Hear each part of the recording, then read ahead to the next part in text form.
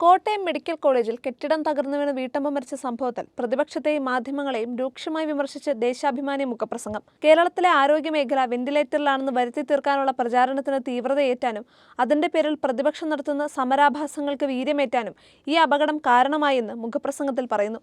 Thiruvananthapuram medical കോളേജിലെ urology വകുപ്പ് മേധാവി ഡോക്ടർ ഹാരിസ് ചിറക്കലിന്റെ ഫേസ്ബുക്ക് പോസ്റ്റിന്റെ ചുവട് പിടിച്ച് മുഖ്യധാരാ മാധ്യമങ്ങൾ സംഘടിതമായി നടത്തുന്ന പ്രചാരണാഘോഷങ്ങൾക്കിടെയാണ് കോട്ടയത്തെ ദാരുണ സംഭവമെന്നും ലേഖനം പറയുന്നു.